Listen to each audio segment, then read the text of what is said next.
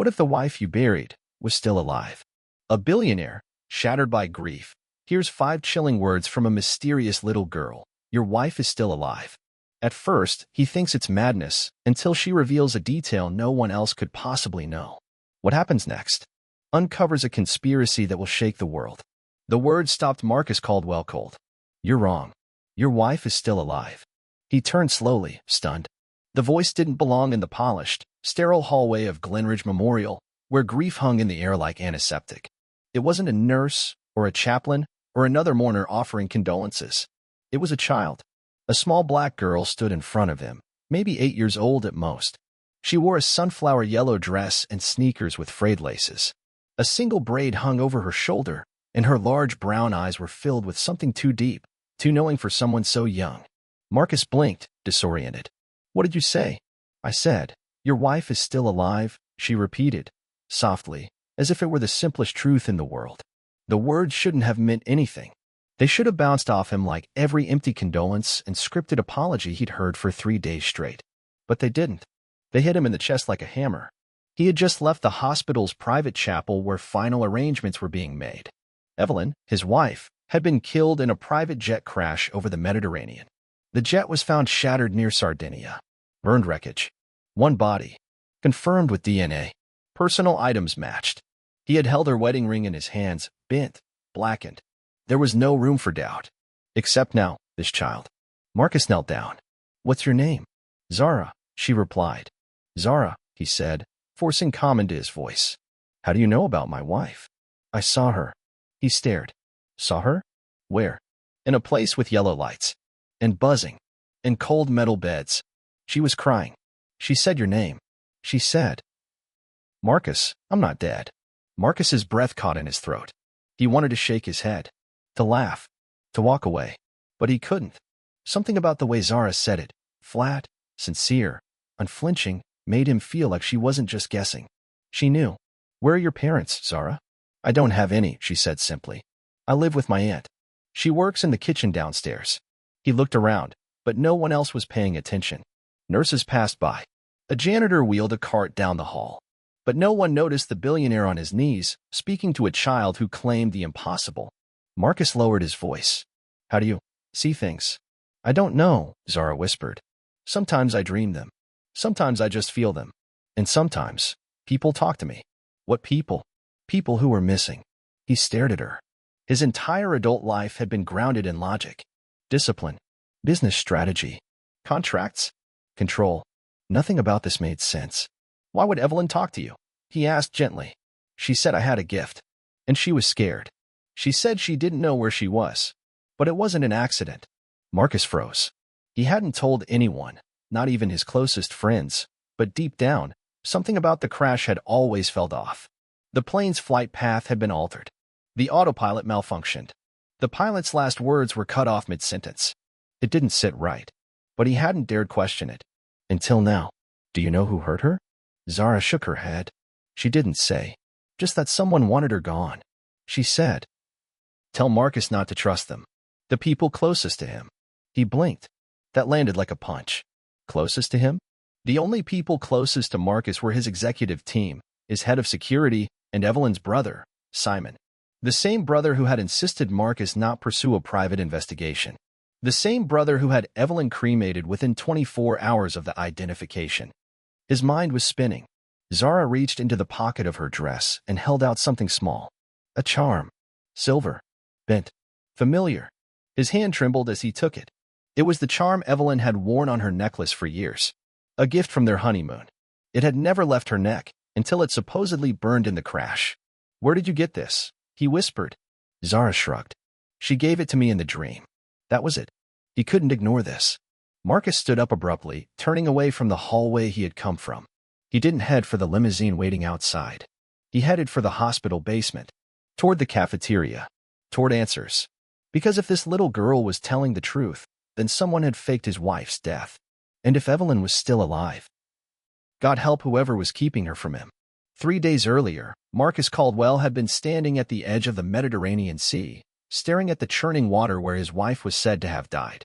It had been a clear morning. Evelyn Caldwell, his wife of 6 years, was flying to Corsica for a charity summit.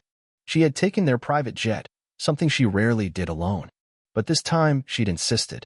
Just a short hop across the sea, she said. I'll be back before dinner. She never returned. 15 minutes after takeoff, the jet vanished from radar. No distress call. No mechanical alerts. Just silence. At first, Marcus thought it was a glitch. Maybe a communication error or a radar blind spot. But then came the call from the Italian Coast Guard. Wreckage had washed up near Sardinia. A fragment of the tail wing. A charred handbag. And Evelyn's wedding ring, blackened from heat. There was no body. Only scorched metal and soaked leather. The officials told him the water was rough that day. The current unforgiving. Bodies are rarely recovered in deep-sea crashes, one Italian officer told him. The ocean keeps its secrets. Marcus didn't want to believe it. But what choice did he have? The evidence was damning. And everyone around him, friends, board members, the press, moved on with the assumption that Evelyn was gone. Tragedy. Misfortune. A story as old as flight itself. So Marcus grieved. He held a private memorial. He issued a press statement. He bought the most expensive black suit in Milan and stared out of windows for hours, his thoughts spiraling like the storm clouds above. But something didn't sit right. Evelyn was a cautious pilot. Not just cautious, meticulous. She had logged over 1,200 hours of flight time.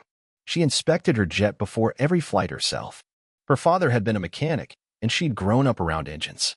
Marcus had once joked that she knew her plane better than she knew their house. She didn't make mistakes. And the jet?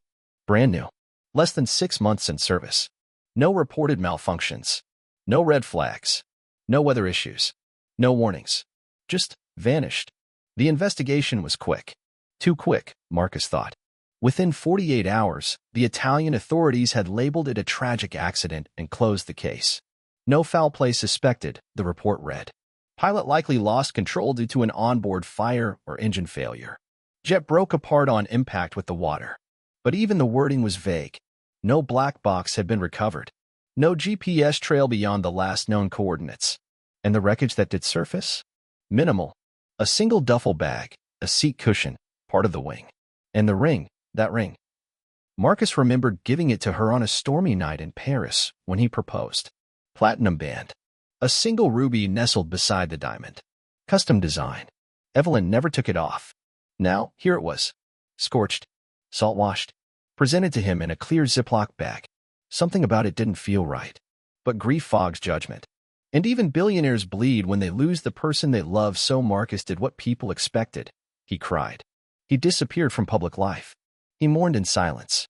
But now, as he stood in the sterile hallway of Glenridge Memorial, replaying Zara's strange words, "She's not dead. I saw her," yellow lights and locked doors, his world tilted again. The child had spoken with such certainty. Not like a kid playing make-believe, but like someone recounting a memory. Marcus paced outside the pediatric wing, trying to calm the storm in his head. Who was this girl? Zara. 8 years old. Alone. He'd watched her being escorted by a nurse back to her room. But her words haunted him. "I saw your wife. She's somewhere trapped." How could she know Evelyn? How could she recognize a woman she'd never met? And what were these yellow lights and locked doors she spoke of? It wasn't just the claim, it was how she said it. Quietly. Seriously. Like she knew. He had to know more. Marcus left the hospital that night with a question he couldn't bury. What if Zara wasn't wrong? Marcus returned to the penthouse he used to share with Evelyn, overlooking the skyline of Manhattan. He stood at the bar, glass of scotch untouched. The lights of the city twinkled below, but his eyes were fixed on the only photo that mattered, one framed on the far wall. Evelyn, laughing on their sailboat, wind in her hair, sun on her skin. That smile, it had anchored him through some of the hardest years of his life. He walked over and stared at her face, his jaw tight. "If you're out there, Evie, I'll find you." The next morning, he got to work. He pulled every flight report, radar log, and marine recovery note tied to the crash. He called his team in Milan and demanded access to the wreckage. He wired 6 figures to a private investigator in Naples who specialized in missing persons. Then he reached out to someone he hadn't spoken to in years, Mikhail Orlov, a cybersecurity ghost who had once tracked a stolen satellite in under 24 hours. "I need you to trace a flight," Marcus said over the encrypted line. "From Sardinia to Corsica. 3 days ago.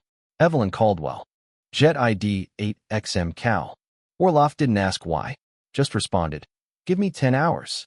10 hours later, Marcus sat in his office when his phone buzzed. It was a single message. "You're right to be suspicious." The jet's transponder was disabled mid-flight. It didn't go down where they said. His chest tightened.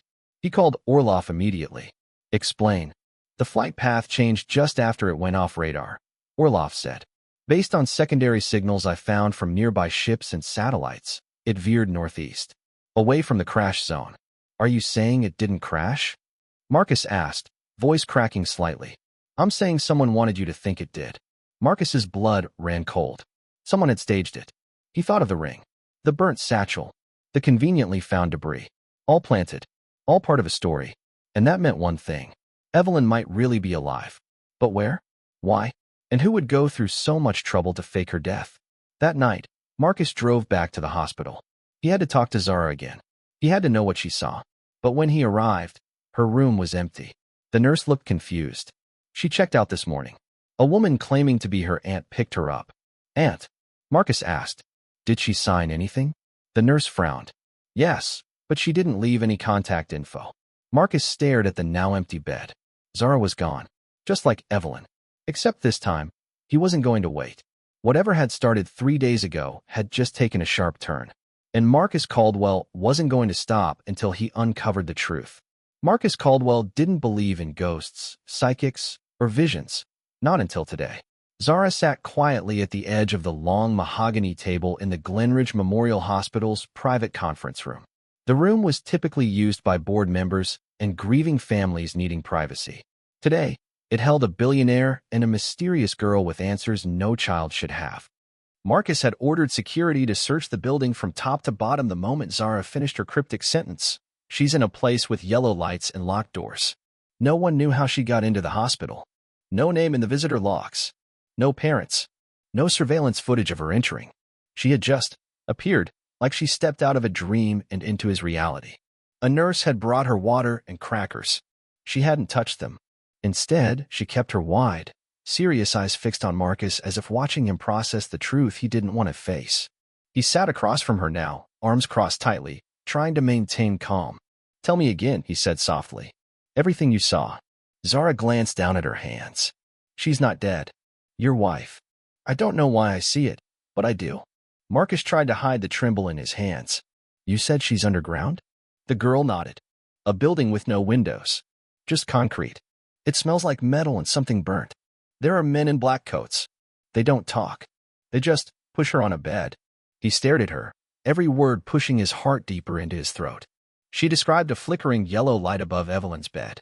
The sound of machines humming low in the background. The coldness of the room. Marcus leaned forward. "What about the men? Do you know who they are?" Zara hesitated. "They have patches on their sleeves. A circle with lines through it. And numbers on their arms, like tattoos." He froze.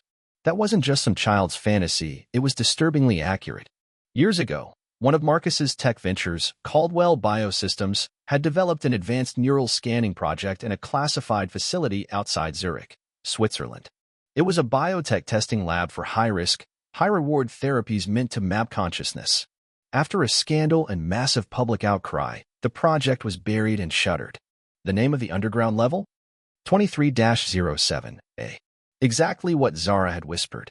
There was no possible way she could have known that. The floor wasn't on any map. Even former employees were required to sign indefinite NDAs. The existence of that corridor was classified by the Swiss government under a sealed Private Corporate Intelligence Act. Marcus felt a cold sweat break on his brow. "What else did you see?" he asked, voice tight. Zara's expression twisted. "They give her something. On her arm. Like a shot. But it's not medicine. It's to make her forget things. Sometimes she cries, but they make her sleep.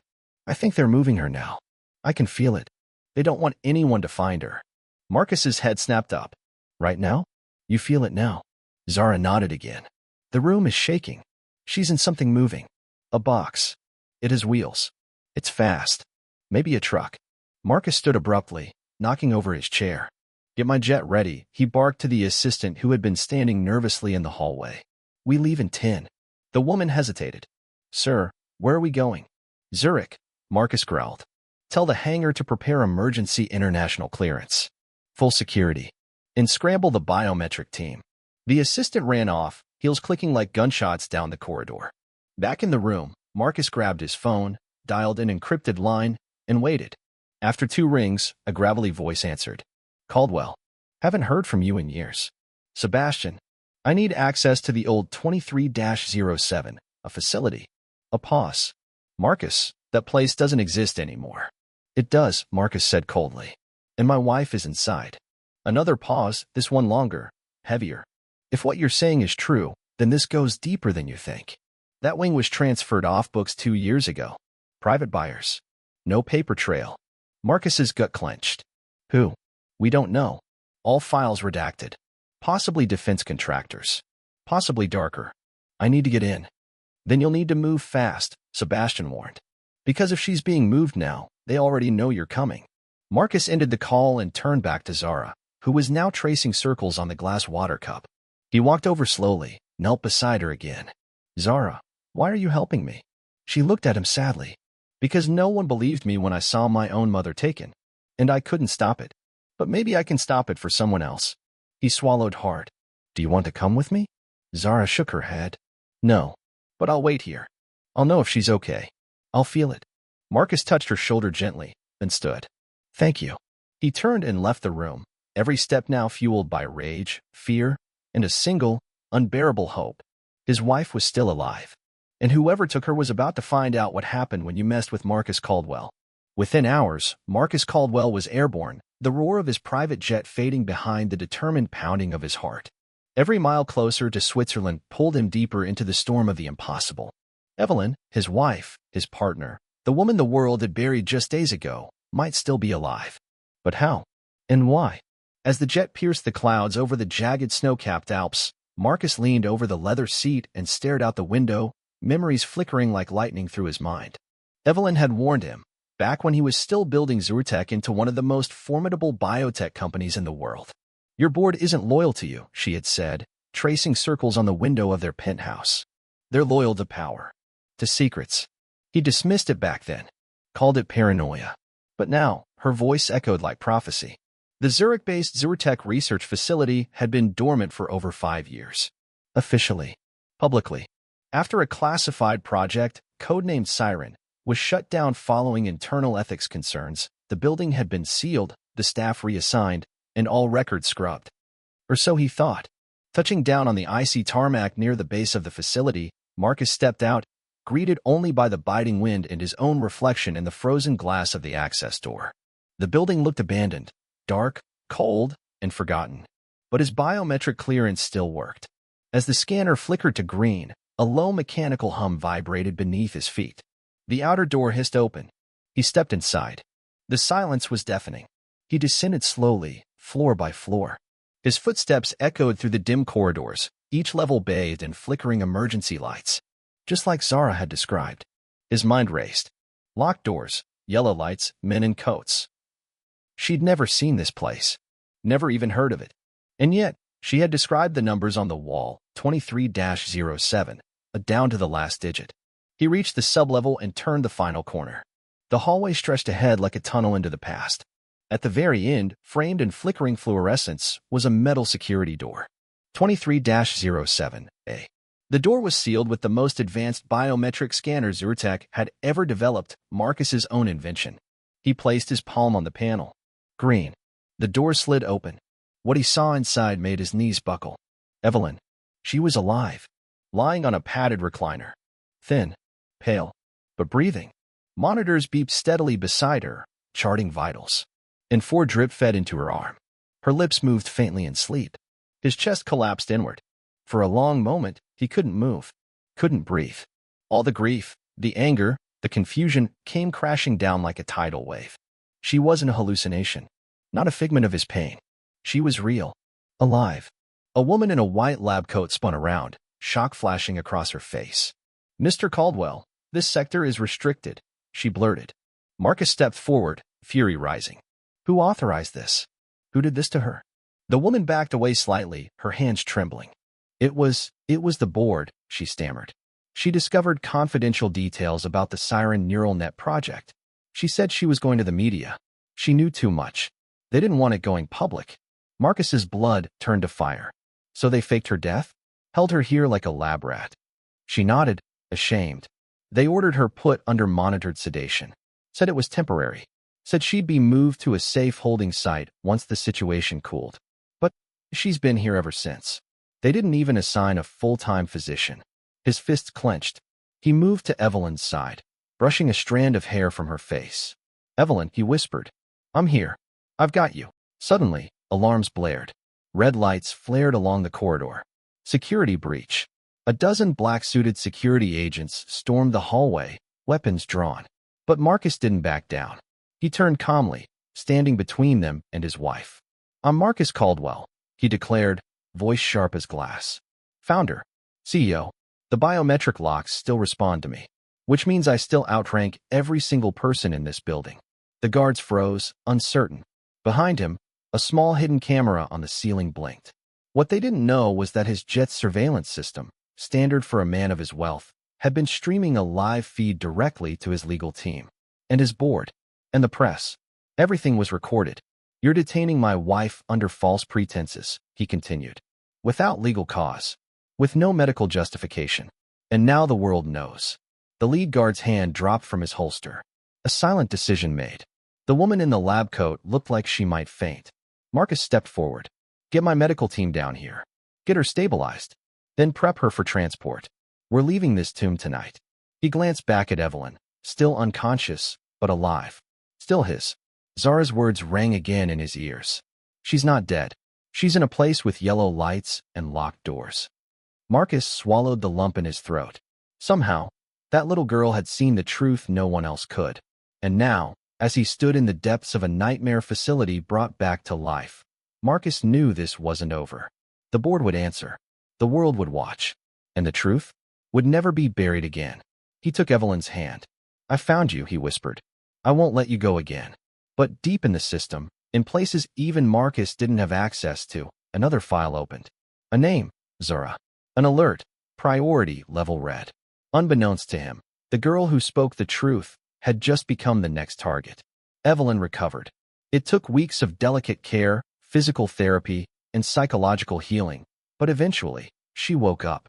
The first time her eyes fluttered open in that private recovery suite in Geneva, Marcus was there, holding her hand like a man who had been drowning for years and finally found air. She blinked slowly. Her voice was dry and cracked when she whispered, "Marcus." He nearly broke. "I'm here," he said, tears spilling freely. "You're safe now." She didn't remember everything. Not at first. Only flashes, men in white coats, dim lights, machines humming in the dark, the endless numbness. But every time she looked at Marcus, every time he was near, she grew stronger. What mattered most was this: she was alive. And the world? It wasn't quiet anymore. The story broke within 48 hours of Marcus's dramatic rescue. His jet had been equipped with real-time transmission equipment, standard for a man of his wealth and paranoia, but this time, it served a higher purpose. The footage showed everything.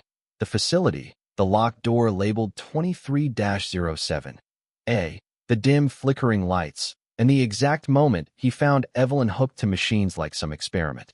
The video was leaked anonymously, and the internet exploded. Billionaire's wife found alive in secret lab beneath closed facility, Zurtec whistleblower. We were told to say she was dead. Board members indicted after covert human experimentation uncovered. Little girl's vision leads to shocking rescue. News outlets ran special reports. Social media lit up with hashtags. Hashtag Evelyn Lives, hashtag The Girl Who Knew, hashtag Justice for Evelyn. Public outrage reached boiling point. International human rights organizations demanded investigations. The Swiss government raided Zurtec's local offices. Evelyn's medical tests confirmed what the footage already implied. She had been drugged with experimental neural suppressants and kept in a state of induced unconsciousness. For months, all signed off by a shadowy coalition of board members who wanted her silenced. Evelyn had discovered the truth about a failed biotech project involving synthetic neuronets, one that could rewrite human cognition. She tried to go public, but they got to her first. Until now, Marcus took action faster than anyone expected. Within a week of the footage going viral, he convened a press conference outside the ruins of his former Zurich headquarters. Reporters swarmed like bees. Helicopters circled overhead. But Marcus stood tall, Evelyn at his side, her hand in his. "I built Zurtek with good intentions," he said. "But somewhere along the way, that vision was corrupted. My trust was abused. My wife was nearly taken from me because she told the truth." He paused, letting the silence settle. "I've decided to dismantle Zurtek in its entirety." Effective immediately, gasps rippled through the crowd. Reporters shouted over each other. Stock prices crashed within the hour. But Marcus wasn't done. "All resources from the company will be redirected to fund independent truth-seeking institutions. We're launching the Evelyn Caldwell Foundation to support whistleblowers, investigative journalists, and ethical science around the world." The move earned praise, and it made enemies. Several former board members were already arrested. Others disappeared overnight, their private jets slipping into the air before warrants could be served. Some were caught in Bali, others in Panama. A few vanished entirely. But Marcus didn't care. He only wanted justice. And one other thing. Zara, the girl who started it all. The mysterious, calm-voiced child who stood in the hospital hallway and said, "Your wife is still alive." Marcus searched for her, hired teams, sifted through security footage, asked every nurse and staffer, posted a discreet reward through charitable channels, reached out to psychics, scientists, and scholars of strange phenomena. Nothing. No one remembered Zara. No one had seen a girl matching her description. Security footage showed Marcus talking to thin air. No sunflower dress. No braid. No child. Only Marcus. "Maybe you imagined her," Evelyn said one night as they sat on their balcony, wrapped in blankets beneath the stars. "I didn't," Marcus said. She nodded gently. "I know." Because Evelyn had started having dreams. Strange ones. Dreams of a little girl in a sunflower dress, standing in a golden hallway, smiling and whispering, "It's not your time, Zara." The world kept moving. The headlines faded with time. The trials dragged on for years. More corruption was exposed. More voices came forward. But Evelyn and Marcus? They disappeared from the public eye. They moved to a quiet villa in Tuscany, lived simply, focused on healing, love, and the foundation they had built. And sometimes, when the sun set just right, Marcus would walk alone along the garden path. He'd pause by the olive trees, close his eyes, and he'd hear a voice, soft, certain, "Your wife is still alive." He never forgot. And whenever anyone asked how he saved the love of his life, Marcus would smile gently and say, "A little girl told me." No further explanation. No dramatic stories. Just those 6 words. Because to him, they were everything. The truth, the warning, the miracle, and the start of it all.